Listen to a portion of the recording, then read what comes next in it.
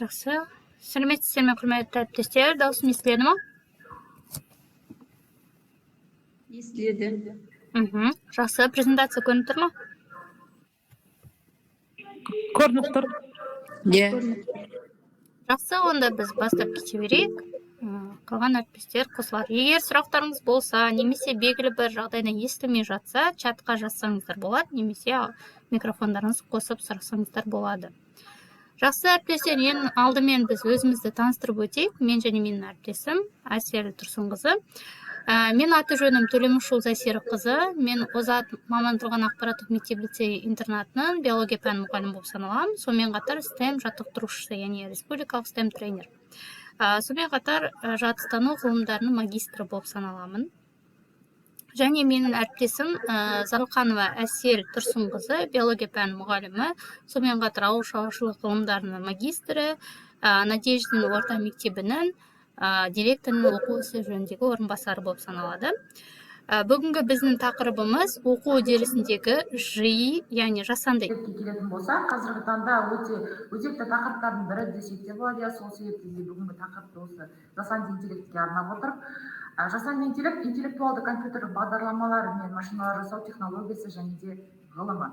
Жасанды интеллект ғылымы жалпы бағыт ретінде 20 ғасырдың екінші жасынан бастап пайда болды. Ғалымдар 21 ғасырдың жасанды интеллект ғасыры деп те атап кеткен екен. Бүгінде әлемде жасанды интеллекттің алғашқы қарлығаштары әр салада қолданыла бастады. Әрине технологияның жетістігі адам игілігіне қызмет ететіні сөзсіз. Жалпы жасанды интеллект әртүрлі салаларда қолданыла бастады. Келетін болсақ, олар сараптамалық жүйелерде, робототехникада болсын, есептерді әмбебап шешу жасауда болсын, пайдаланушының компьютердің ыңғайлы диалогын қамтамасыз ету үшін интеллектуалды интерфейс жасау үшін де осы жасанды интеллект қолданылады. Жасанды интеллектті оқытуда және де оқытуды жақсарту үшін қолдануы мүмкін. Және де мұғалімдерге оқушылар үшін жекелендірген оқу тәжірибесін жасауға көмектеседі. Жасанды интеллект әртүрлі салаларда, соның ішінде білім беруді жылдам өзгертеді. Білім берудегі жасанды интеллект интеграциясы біздің оқыту және де бағалау әдістерін өзгертеді. Жасанды интеллектпен жұмыс жасайтын құралдар, қолданбалар оқушыларға жекелендірген және бейімделген оқу тәжірибесін ұсынады. Мұғалімдерге әкімшілік тапсырмаларды автоматтандыруға және де жалпы білім беру нәтижелерін жақсартуға көмектеседі. Сабақта миға шабуылды қолданамыз. Сабақтың барысында болсын, немесе сабақты бастамас бұрын, қызығушылығын арттыру мақсатында, немесе сабақтың тақырыбын анықтау мақсатында біз миға шабуыл әдісін қолданамыз. Осы миға шабуылды жалпы кез келген кезеңімізде қолданамыз. Осы мақсатты миға шабуылды жүзеге асыру үшін Google Bard атты жасанды интеллектті қолдануға болады. Google Bard жалпы айтатын болсақ, ол Google көптеген инновациялардың алдыңғы қатарында болатын компаниялардың бірі болып табылады. Сол компанияның жасалған осы Google Bard, Google.com атты жасанды интеллекті алынған. Керемет жетістіктердің бірі десек те болады осы Bard жүйесін. Мысалы, қарапайым ретінде биология сабағын айтатын болсақ, 8-ші сыныптағы тыныс алу тақырыбын ашу үшін қарапайым сұрақты осы Google Bard арқылы анықтауға болады. Яғни сабақтың тақырыбын анықтаған кезде болсын, сабақтың өзекті тақырыбын анықтау үшін осы Google Bardқа жүгіндік. Мысалы, қарапайым тыныс алу тиімділігін қалай жақсартуға болады деген тақырып алынған екен. Сұрақты біз анықтадық, яғни осы сұрақты біз осы интеллектуалды жүйе, жасанды интеллектуалды жүйе арқылы біз анықтадық. Сонымен қатар идеяны да осы Bard Google'дан алуға болады. Яғни адамдарға демалуға және де олардың жалпы денсаулығын жақсартуға көмектесетін жаңа тыныс алу әдістерін жасауға болады деген идеяны да біз генератор ретінде осы Bard Google'дан алған болатынбыз. Яғни Bard'ты тек қана сұрақтарды анықтау ғана емес, сонымен қатар күнделікті сіздер мысалы ғылыми жұмыстар жазасыздар, оқушыларыңызбен бірге, немесе мақалалар жазасыздар, әртүрлі мысалы жобалар жасайсыздар. Осы жобаларды анықтаған кезде, немесе өзекті қазіргі таңда актуалды тақырыпты анықтау барысында осы Bard Google'ға сіздер жасанды интеллектке жүгінуге болады. Яғни Bard дегеніміз бұл идеялардың генерациясын көмекші ассистент құралы ретінде пайдалануға болады. Жақсы. Енді келесі біз бәрімізге танымал, яғни қазіргі таңда көбісі мұғалімдер қолданып жатқан актуалды құралдардың бірі, яғни Quizzes деген бізде тестілеу ойыны бар, геймификациялық платформа, иә. Сол геймификациялық платформада тестілеу жасауға болады. Жалпы қалай тестілеу жасауға болады? Сіздер, яғни Quizzes жалпы платформасын аласыздар да, ішінде, яғни қалай тестілеу жасауға, яғни сіздерге дайын тестілеу жасау мүмкіндігі бар. Дайын тестілеу дегенде сіздер тақырыпты таңдайсыздар, тақырып сәйкес неше сан керек, яғни неше тапсырма керек, сонымен қатар неше мысалы сіздерге варианттар керек деген сияқты, иә. Нешінші сыныпқа арналған, яғни соның барлығын қазір іс жүзінде көрсететін боламын, Quizzes тестілеу жасауды. Қазір 1 минут. Так.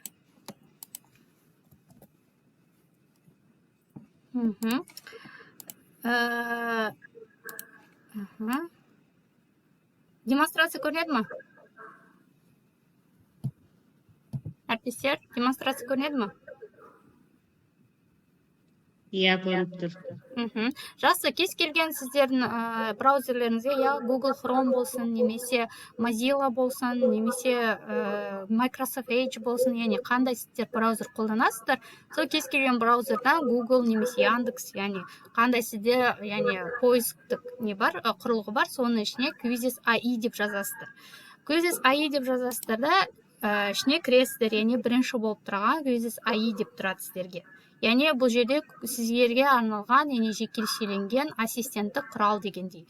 Яғни сіздерде осындай жеке парақшалар ашыла бастайды. Яғни сіздер страницаларыңызды, яғни орысшаға аударсаңыздар болады, яғни сіздерге кішкене ыңғайлырақ болады, иә. Сонымен қатар мына жерде регистрация бар, немесе авторизация бар. Яғни регистрацияны да бассаңыз болады, авторизацияны бассаңыз болады. Егер сіз осыған дейінгі қолдансаңыз, онда авторизацияны басасыз. Егер де сіз анадан осы құралды қолданып жатсаңыз, сіздер регистрацияны қолданасыз. Ең тиімді және оңай жолы Google аккаунт арқылы кіру, сондықтан соған мұқият қараңыздар. Яғни Google аккаунт арқылы, яғни продолжить Google аккаунт дейсіздер. Өйткені сіздерге тезірек кіру мүмкіндігі бар. Неке мен өзім Google аккаунтымен кіремін. Барлығы көрініп тұр ма сіздерге?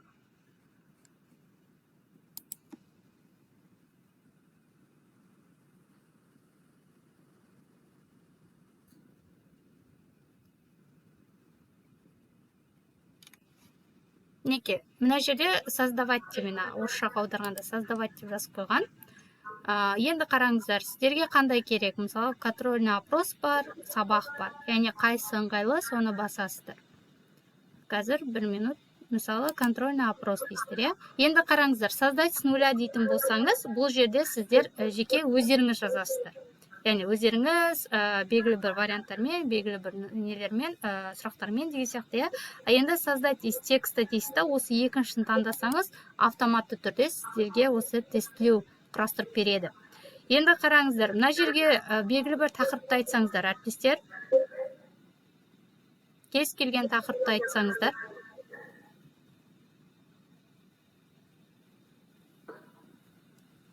Әріптестер. Естіп тұрма?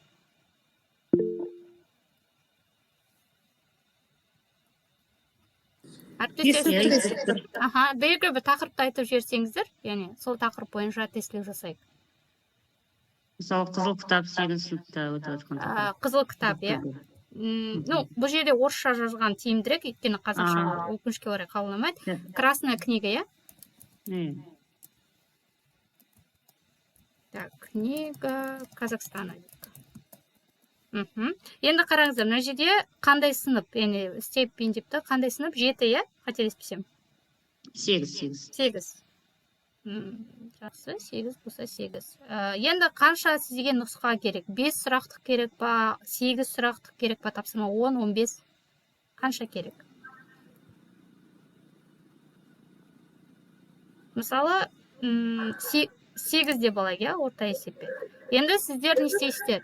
Яғни генерацияға жібересіздер. Сіздерге қазір белгілі бір нұсқау арқылы жаңағы тестілеуді өзі, яғни Quizzes'ні өзі жасап береді.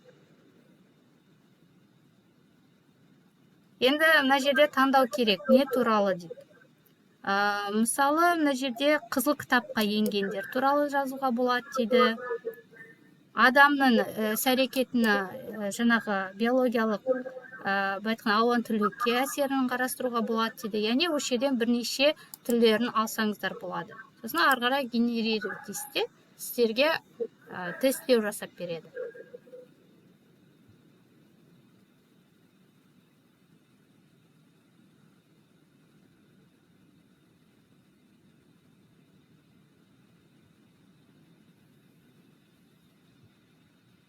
Бірнеше минут күте тұру керек.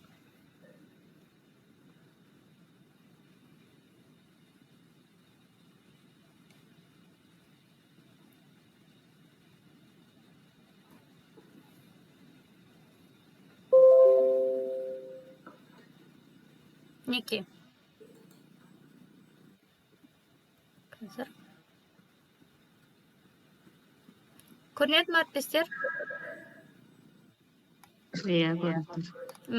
Мінекей, сізге көзес ай, яғни көзес жасанды интеллект құралы сіздерге тест жасап берді. Яғни бірінші сұрақ, екінші, үшінші, төртінші, және бесінші, алтыншы, жетінші.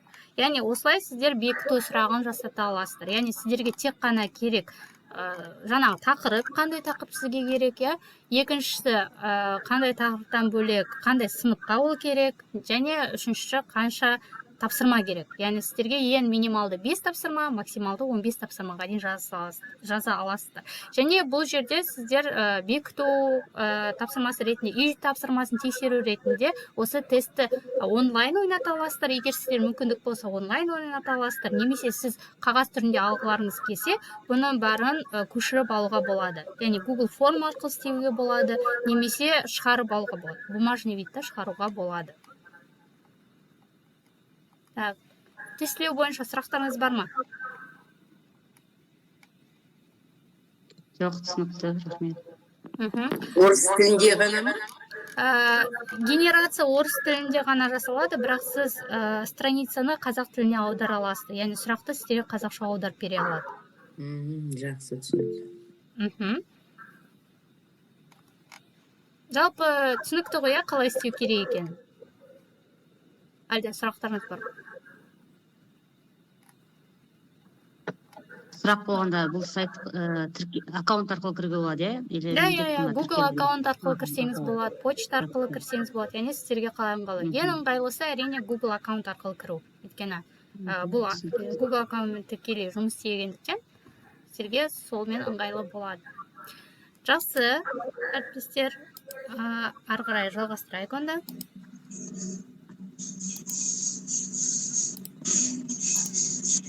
Осы программа тегін ба?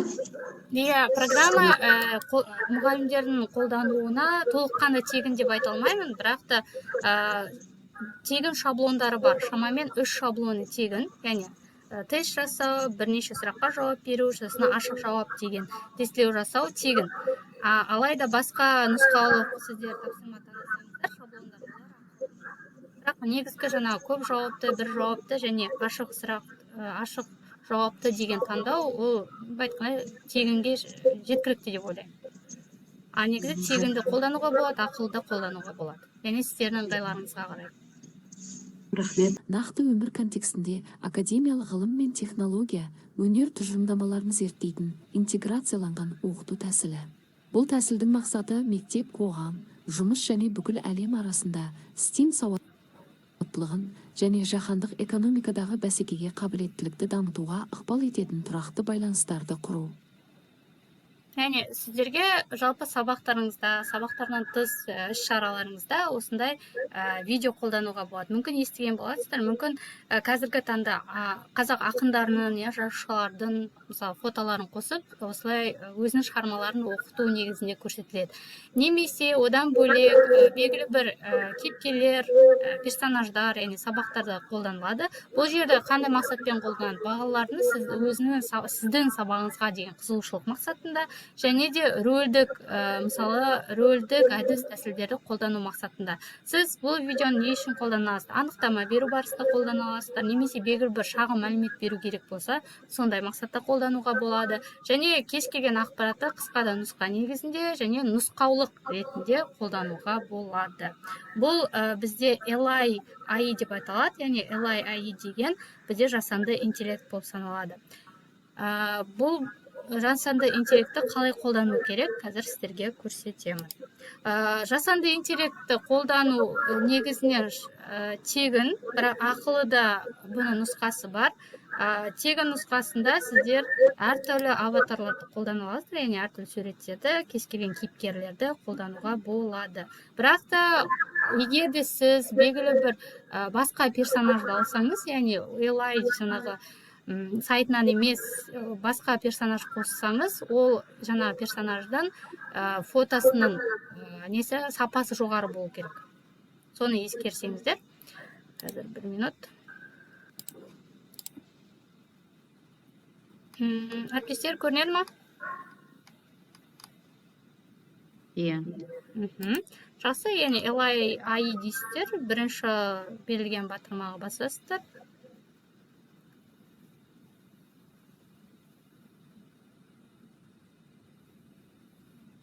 Бұл жерде дәл солай неңізді, жалпы парақшаңызды орысшаға ауыстыруға болады. Және авторизация дейді. Авторизация, егер сіз осыған дейін тіркелсеңіздер, мүмкін қолданасыздар.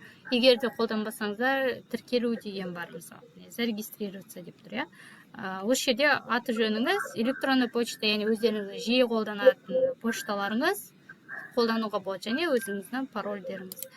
Менде негізінде бұл бар, және сақтаулы. Қосылады.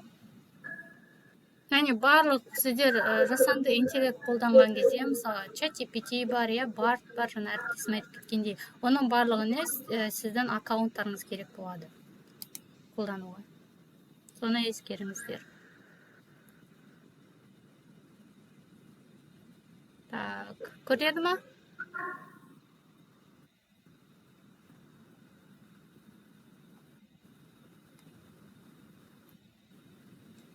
Әріптестер, көрінеді ма?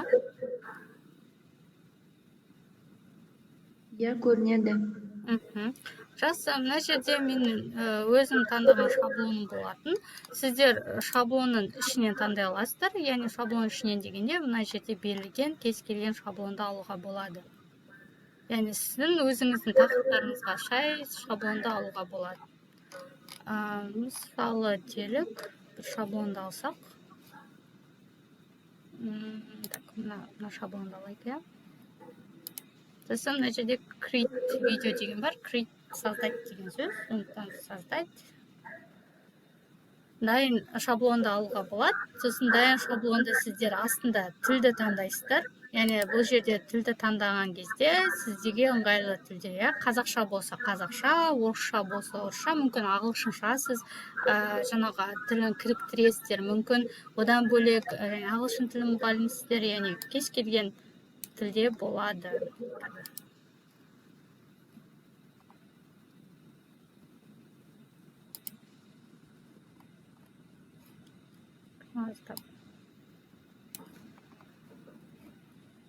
Так, қазір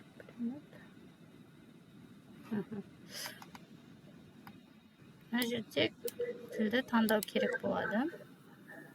Мінекей, сіздерге мындай не беріледі, қараңыздар. Терезе беріледі мәтін жазуға. Яғни жаңағы видеодағы сіздегі персонаж, кейіпкер кез келген, немесе жүргізуші, немесе өзіңіз, яғни соған қандай сөз айту керек.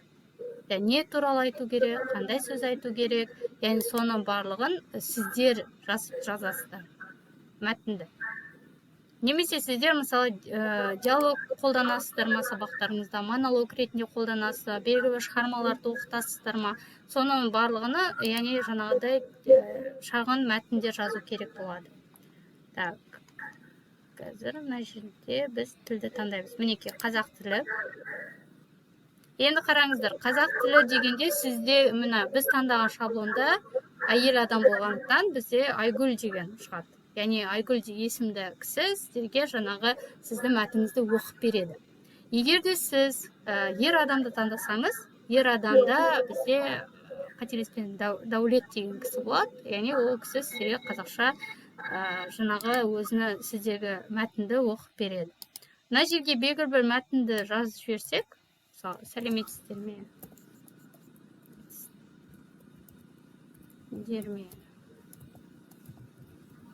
Құрметті әріптестер,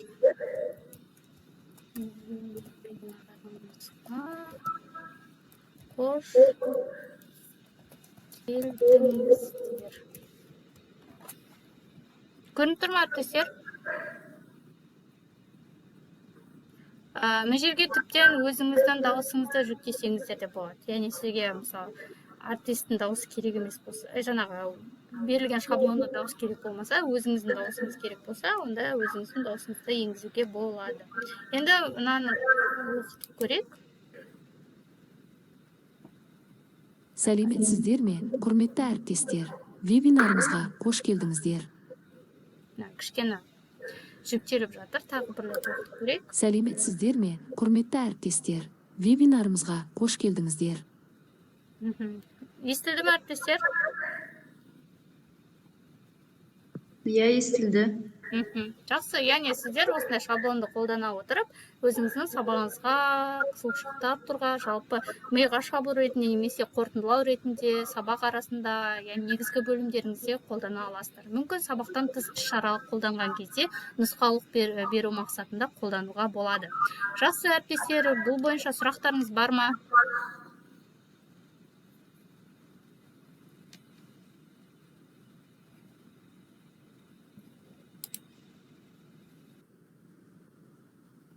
А деңгейінде, Б деңгейінде және С деңгейінде әртүрлі деңгейдегі оқушылар отырады, иә.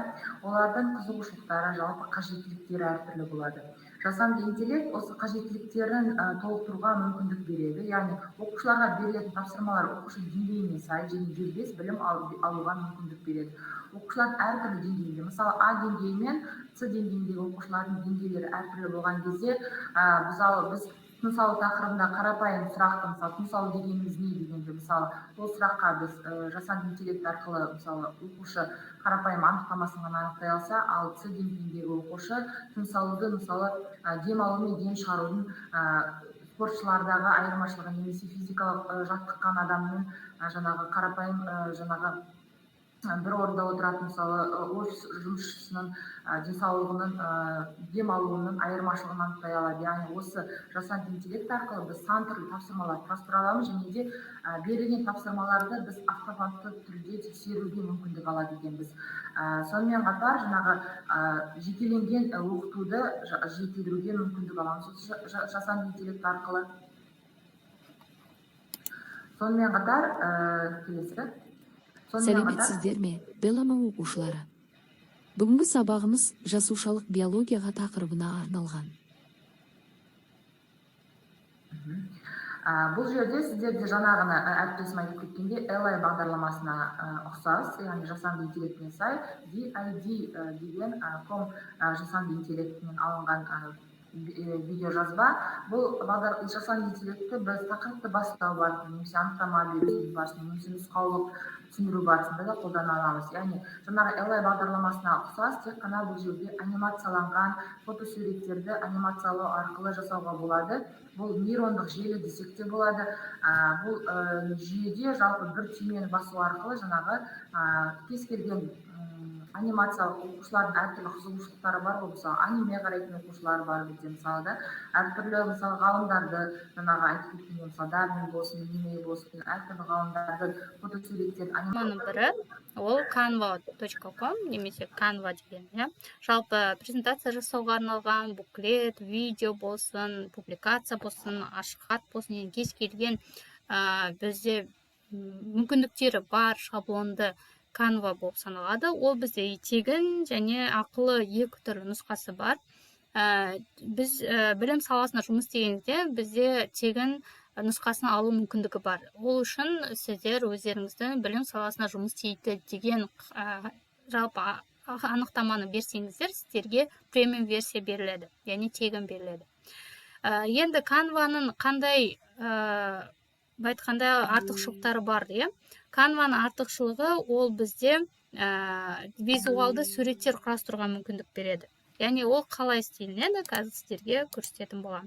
Жалпы Canva арқылы сіздер, яғни өздеріңіздің тақырыптарыңызға сәйкес белгілі бір қазір бір минут белгілі бір жаңағы суреттер немесе анимациялар істей аласыздар. Мысалы, бір шаблонды алайық. Canva дизайнда, иә. Шаблонды алайық. Оны ішінен кез келген шаблонды таңдап алуға болады. Мысалы, Science дегенді алайық, Science Project. Бұл жерде изменить деп басасыздар. Так. Әріптестер, көрінеді ме экраным?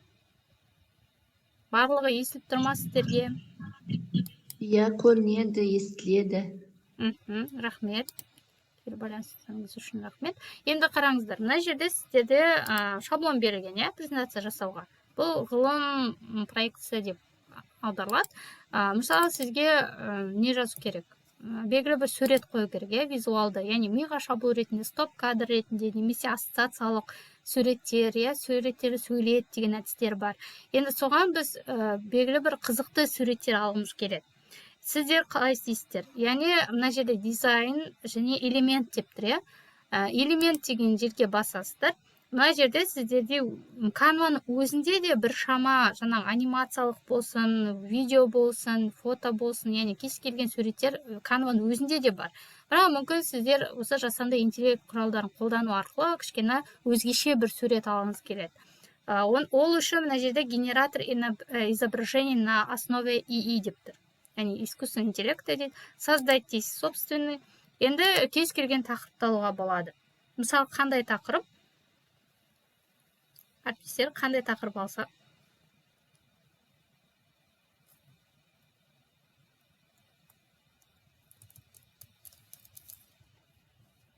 Әріптестер, естіліп тұр ма?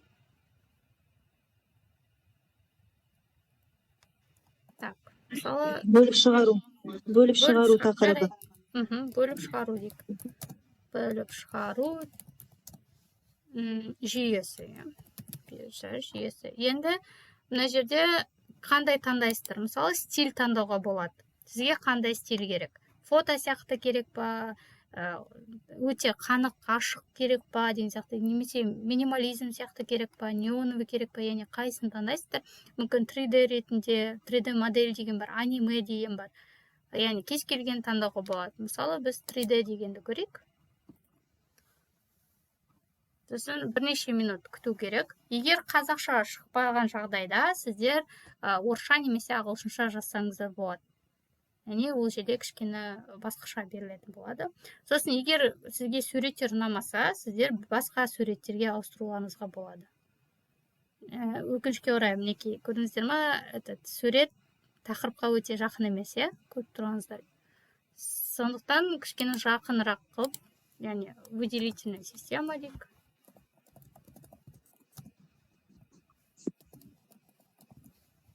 Менде экран қатып тұр. Қазір қайтан бастайын онда. Мінекей, кез келген шаблонды аласыздар, яғни презентация жасап жатсаңыз, немесе белгілі бір құжат жасап жатсаңыз, мына жерде дизайн деген бар. Екінші элемент, сізге элемент деген таңдауға болады. Бұл жерде фигура, графика деген дайынды алуға болады. Дайынды бұл жерде бар. Алайда сіздерге өздеріңізге керек, қызық болатын деген сияқты тақырыпты алсаңыздар, мінекей, выделительная система десе, яғни ішкі құрылысындағы жаңағы бөліп шығару жүйесін көрсетеді. Көрінеді ме?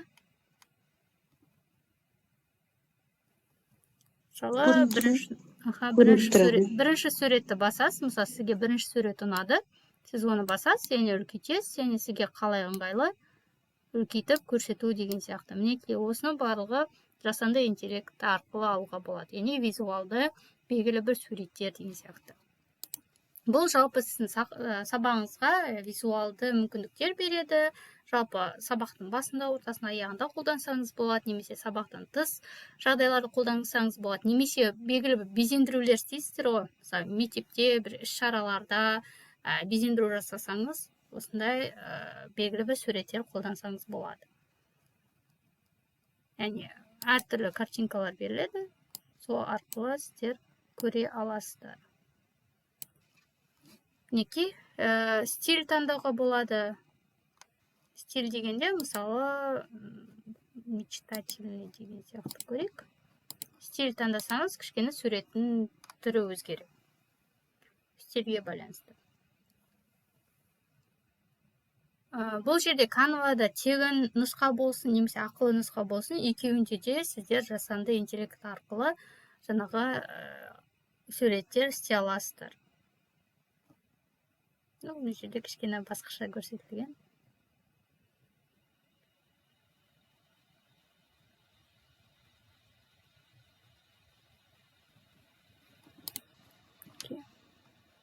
Әне, қайсы картинка сіздерге ұнайды, сол егер сізге бұл картинка әлі жақын емес, әлі ұнамайды десеңіз, бірнеше рет генерация жасауға болады, сосын сіздерге ұнаған суретті таңдап алуға болады. Жақсы, осы бойынша сұрақтарыңыз бар ма? Жоқ, рахмет, бәрі түсінікті. Жақсы, әріптестер, ендеше барлығы түсінікті болса, сіздермен бірге шағын практикалық жұмыс жасайық. Яғни толыққанды түсінікті болу үшін практикалық жұмыс жасап көрейік сіздермен. Қазір сіздерге шағын тапсырма, жаңағы Quiz AI арқылы, ол телефоннан да істеуге болады. Егер сіздер телефонда отырсаңыз, Elai'да да телефон арқылы істеуге болады, Canva'да телефон арқылы істеуге болады. Bard AI құралы дегенде де оны да тегін телефон арқылы тегін қолдануға болады. Кәнеке әріптестер, сіздермен бірге шағын тапсырма жасап жіберейік. Яғни Quiz арқылы, немесе Elai арқылы, Canva және Bard арқылы өздеріңіздің тақырыптарыңызға сәйкес, пәніңізге сәйкес тапсырма жасасаңыздар. Кез келген таңдап.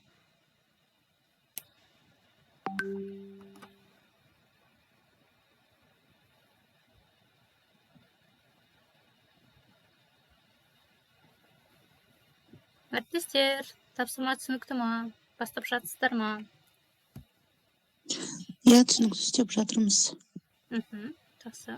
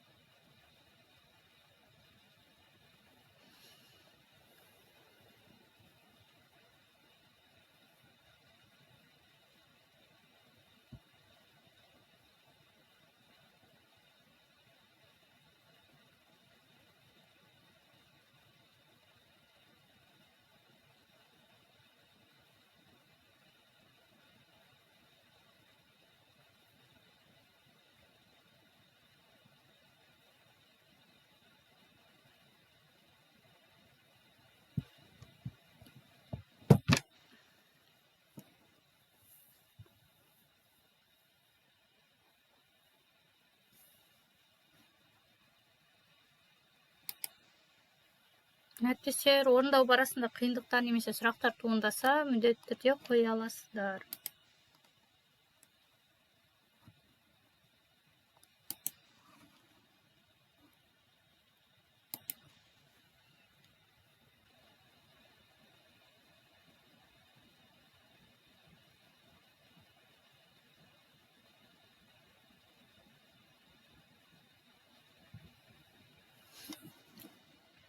Жақсы, әріптестер, болдыңыздар ма?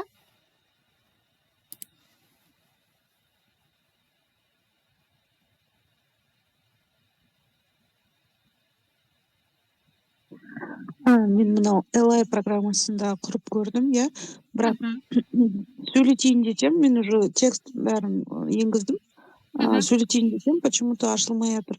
Сосын мен сұрайын дегенім, бұл сосын мынау құралған видеоны тек қана интернет арқылы көрсете аламын ба, әлде жүктеп алуға бола ма, мысалы, сосын жібере жүктеп алуға беруге бола ма? болады. Жүктеп Болады алуға да? болады. Мхм. Тағы қарап көрейік, қазір қарастырып кішкене интернет нетіп тұр. Көріңіз. Жақсы, күте.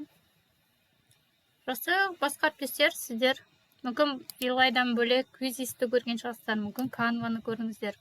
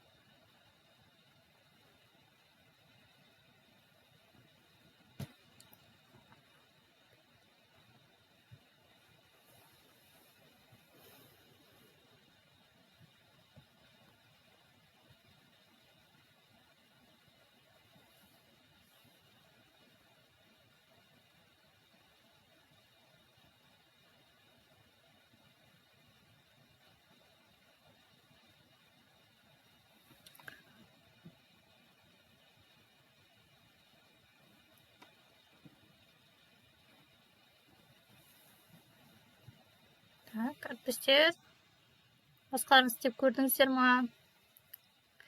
Сұрақтарыңыз бар ма?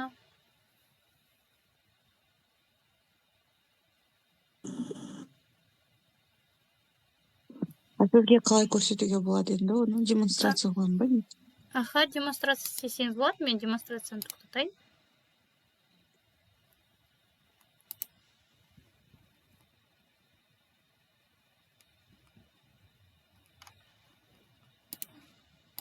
Мен мына Google Meet'ті дұрыс білмейді екенмін. Так, Бұл жерде начать показ деген сөз болу керек сізде. Қарап көріңіз, микрофон, видеоның қасында. Кажется, осылай да.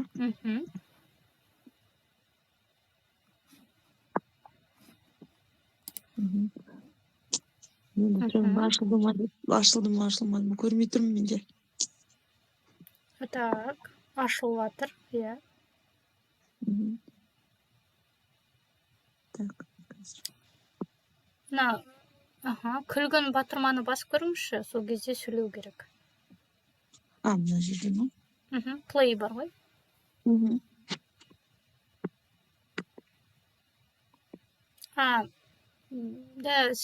Сөйлете алу мүмкіндігі жоқ, телефонмен отырғасын шығар мүмкін. Ол сөйлеп жатыр, бірақ та естілмейді дегенде. Бірақ сөйлеп жатыр, мен өзім естіп жатырмын. Иә, бізге естілмейді. Бірақ жалпы құрал қалай сізге? Ұнап жатыр, әдемі, ыңғайлы екен. Қиындықтар туындаған жоқ па? Жоқ, қиындықтар туындады, мен басында айттым ғой, сөйлете алмай жатырмын деп. Оказывается, мен тілді таңдамаппын. Тілін ауыстырып едім қазақшаға, бірден сөйлеп кетті деймін ба? Бірден сөйлеп кетті. Жайрап кетті кәдімгі. Соны сұрайын дегенім, осы жерде, мысалы, мен Абай Құнанбаевты мысалы сөйлеткім келсе, мысалға, сол кісіні, немесе Чарльз Дарвинді сөйлеткім келсе, оның суретін қойып қоюға болады да, бірақ ол платный версия болады да уже. Тегін версияда да болады, жүктеп загрузить фото деу керек, сол жерден қарауға болады. Только качествосы жоғары болу керек, да? Да, качествосы жоғары болу керек. Сурет таңдаған кезде, качество қалай істеу керек. Мысалы, 1920, по-моему, качествомен деген сияқты. Сондай жазып қойсаңыз болады, бір іздеген кезде. И сізге сондай качествоны береді. Немесе PNG деген, PNG деген версия болады, сондай. Яғни сол кезде сізге качество кәдімгідей қуанып отырмын, өйткені дәл осында сөйлеткім келген негізі. Осы программаны қарағым келген. Сондықтан көп рахмет. Ризамын кәдімгідей үйреніп жатқаныма. Екіншісін де қарап көремін енді бұйырса. деген қарасаңыз болады. Кюзитті былайша қолданып жүрген, бірақ өзім құрастырып көрмеппін. Енді оны да қарайтын боламын. Рахмет сіздерге көп. Сізге де рахмет белсенділік көрсеткеніңіз үшін. Жақсы әріптестер, мүмкін басқаларыңызда көргендеріңіз, қолданып жатқандарыңыз бар шығар, бөлсеңіздер.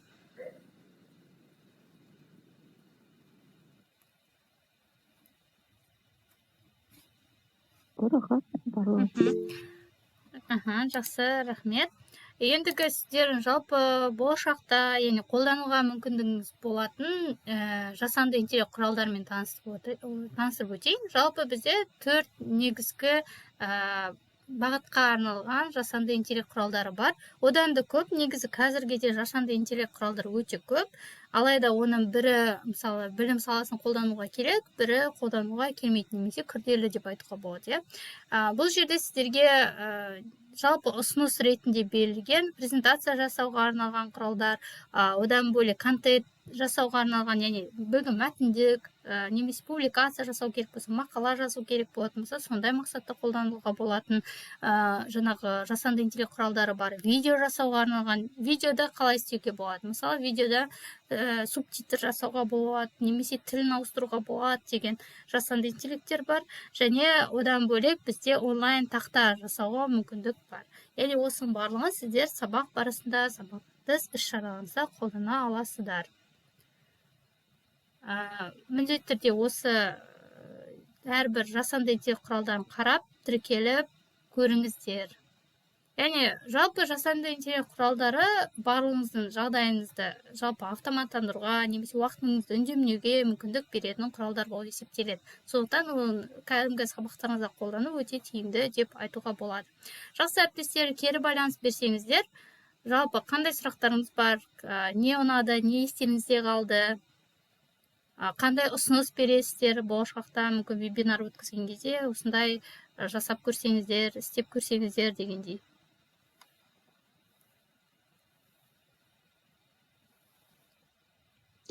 Мен сөйлейін, енді мен істеп көрдім, маған ұнады, қолданып көрдім, өте ыңғайлы екен, енді андай қатты қиналатын дүние емес екен. Бірақ басында жалпы былай мен көріп жүрдім видеоларда осындай қолданып жүрген, бірақ қалай істейтінін білмеппін. Дәл қазір біліп жатқаныма өзім қуаныштымын. Өйткені жақын арада өзі бір іс-шара болайын деп жатыр, сонда қолданып қалуға үміттенемін енді осыны, осы алған білімімді. Рахмет сіздерге. Жақсы, сізге де рахмет. Кері байланыс қатестерден кері байланыс болар. Тағы қайталанса дейді. Жақсы. Жалпы чатта мен оқып жатырмын, кімге бірге жасап көрсек дейді.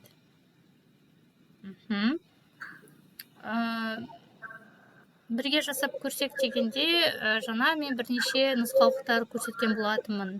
Әсем ханым, көрмей қалдыңыз ба?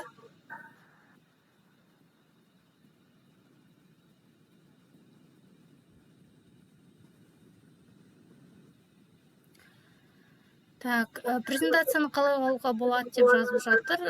Почтаңызды жазып өтсеңіз, чатқа почталарын жазып өтсеңіз, мен почталарыңызға жіберемін. Так, я Баян ханым, тыңдап тұрмын сізді.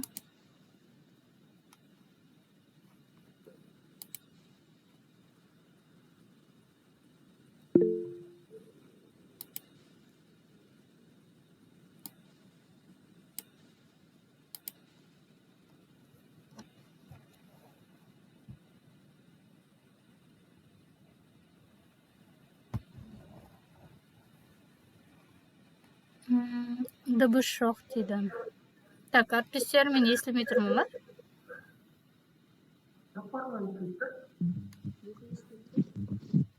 Жақсы естіліп тұр.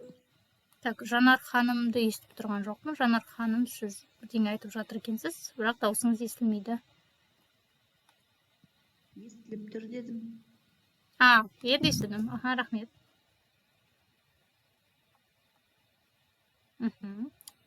Жақсы, мектеп KZ деген жаңа логина отырған кісі, мүмкін сізде микрофон өшіп тұрған шығар. Яғни басқа әріптестерге естіліп тұр. Немесе динамик. Так. Жақсы. Рахмет сіздерге. Тағы сұрақтарыңыз бар ма?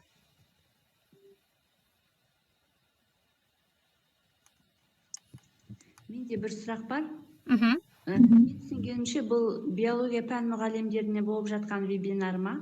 Жоқ, жалпы барлығыңызда қолдана аласыздар. мен бастауыш сынып мұғалімімін. Бастауыш сыныптарға қолдануға болады, бұл сайттарды? Әрине. Сізде мысалы өте көп кейіпкерлер бар, иә? Мысалы, ертегілер айтуы мүмкін, иә? Мысалы ретінде айтайын. Немесе мульт персонаждар бар, яғни сол кезде қолдансаңыз болады. Кез келген сабаққа. Рахмет. Бұл жерде қатып қалған қағида жоқ, яғни тек қана биологияда қолданыңыздар делінбейді, яғни өзіңіздің пәніңізге жалпы қызықтыру мақсатында кез келген пән, бастауыш болсын, орта сынып болсын, жоғарғы сынып болсын, кез келген қолдануға болады. Тек қана сіздің мақсатыңыз қандай тақырыпта сізге керек, қандай кейіпкерлер керек, мысалы егер сіз видео жасасаңыз, және қандай ақпаратты оларға жеткізу керек сізге. Және бұл жерде кез келген шараны алуға болады, кез келген пәнді алуға және кез келген балаларды алуға болады. Әрине, балаларға өте қызықты болады деп ойлаймын, бастауыштарға, өйткені олардың кейіпкерлері өте көп. Сол сияқты, мысалы, мульт персонаждар өте көп деген сияқты, немесе ертегі персонаждарын алуға болады, мүмкін ертегі айтатын персонаждар болады деген секілді. Яғни солай қолдансаңыздар да болады. Жақсы, тағы сұрақтарыңыз бар ма?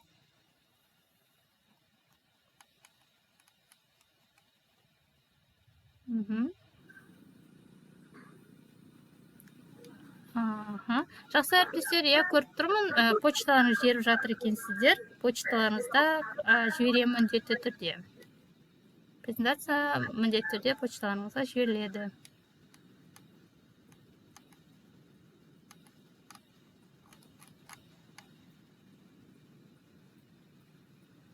Бірақ басын көре алмай қалдым дейсіз ғой, жалпы бастапқы видео запись болады, мүмкіндігінше Қостанай дарынының YouTube каналында болуы мүмкін. Барлығы тегін сайттар ма дейді. Барлығы тегін деп айта алмаймын, бірақ тегін нұсқасы бар. Яғни тегін қолдануға болады. Яғни бүкіл мүмкіндіктерін тегін пробный версия ретінде қолдануға болады, немесе тегін шаблондарын ғана қолдануға болады. Ал одан көп мүмкіндіктерін алғыларыңыз келсе, олар ақылы болуы мүмкін. Мысалы, мен сіздерге айттым, Canva несі бар, бізде презентация жасайтын, немесе видео жасауға болатын, жалпы Canva бар бізде, визуалды құрал деп айтуға болады. Canva-ны тегін алуға мүмкіндігіңіз бар, білім беру жүйесіне жұмыс істегендіктен, сіздер ол жерге анықтаманы бересіздер, яғни сіз мектепте жұмыс істейді деген. Олар сізге премиум версияны тегін береді. Осындай семинар болса алдағы уақытта. Жақсы, рахмет ұсынысыңызға. Болашақта, яғни семинар өткізуге жоспарлаймын. Жалпы өзім әріптесіммен бірге жоспарлаймыз бірге. Жақсы. Жақсы әріптестер, жалпы өздеріңіздің алтын уақыттарыңызды бөліп, бүгінгі вебинарымызға қатысқандарыңыз үшін белсенділік көрсетіп, жалпы кері байланыс беріп жатқандарыңыз үшін көп рахмет. Алдағы уақытта осындай шараларда кездесеміз деген ойдамын. Ақтарыңызға рахмет, әріптестер. Рахмет сіздерге, сау болыңыздар. Сау болыңыздар, рахмет.